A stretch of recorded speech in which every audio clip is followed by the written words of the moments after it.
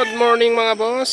So ayan, nandito na naman tayo dito sa ating munting manukan mga boss. At eto, namimili na tayo ng i-breed natin for National Banding Edition mga boss. Ayan. So tara mga boss.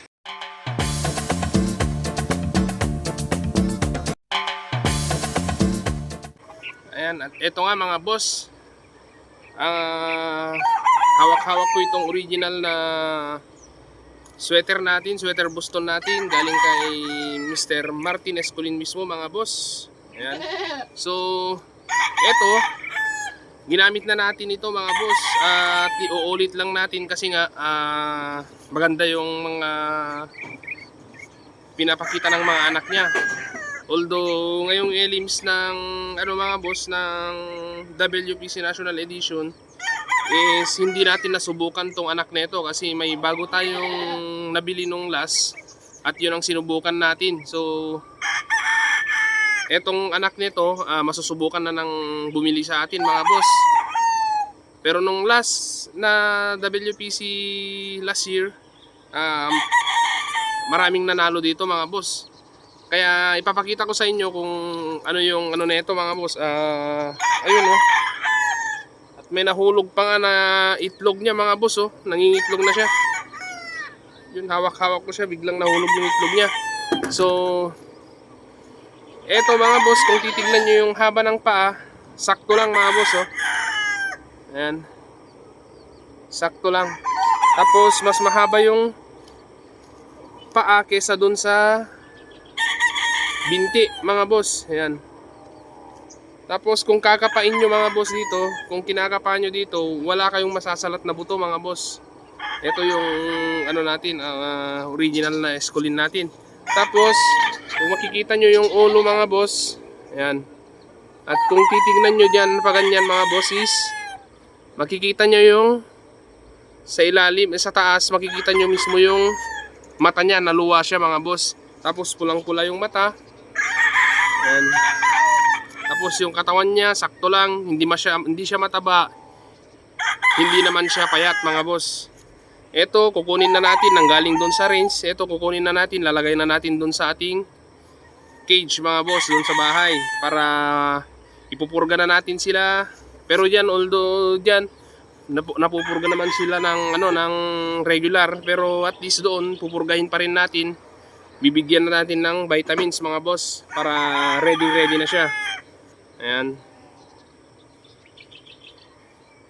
Ito, inuulit ko na lang to mga boss. So doon tayo binabase natin doon sa yan oh, yan yung ulo niya mga boss. Yan. Tayo binabase natin sa record nung nakaraan mga boss. At sana yung kabili ng anak nito ay mag-update siya mga boss. At yung iba pa doon mga boss, unti-untiin natin, isa-isahin nating piliin kung sino yung mga pasok na nung last, yun pa rin yung pipiliin natin. At yung mga pulit doon na bagong palabas natin is sasalain natin mga boss. Ayan. Tapos titignan natin yung markings kung si kaninong anak yung mga nandun. Ganun lang naman yung pagpili natin dito mga boss. Ayan o. Ito kukunin na natin, papakainin na natin doon ng talagang pang breeding mga boss. Kasi dyan maintenance yung kinakain. Pero yung regular na purga nandyan lang lagi. Ayan. So ready to lay na to mga boss. For breeding na talaga kasi nagulat ako may nahulog na itlog niya. Ayan. Kung makikita nyo, makakapa nyo talaga yung buto niya mga boss oh. Maganda yung buto niya. Tapos tulad nga ng sinasabi ng mga expert na breeder, hugis, puso ng saging mga boss kung titignan nyo. Ayan oh. Ayan. Titignan nyo sa balikat mga boss. Yan. Yan. Paganyan siya. Yan. At wala kang makakapang buto dito sa balakang mga boss. Pag hinawi mong ganyan, diretso lang, smooth. Yan. Tapos yan, yung buntot saktong-sakto lang yan mga boss. Yan.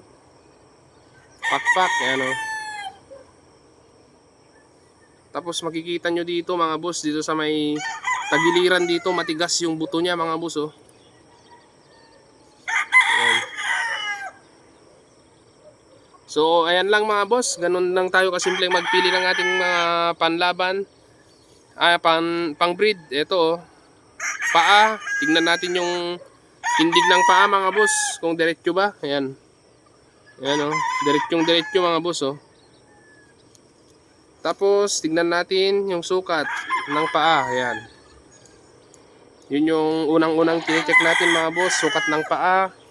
Pangalawa, yung dito sa may balakang mga boss, kung maayos, wala kang masasalat. Ayan, tapos mata mga boss. Ayan, yan mo kasi makikita sa mata minsan or di kaya sa pisngi mga boss kung healthy ba siya o hindi. Yan, kung hindi siya healthy, medyo ano to, may lumalabas na buto dito mga boss. Yan dito, may lumalabas na buto dito na parang namayat yung pisngi niya mga boss. Ayan. Tapos pang-apat mga boss is yung kabuuan ng tindig niya, kung balansyado ba siya mga boss. Ayan. Yan lang muna mga boss. This is One Romantico Vlogs. Keep safe everyone.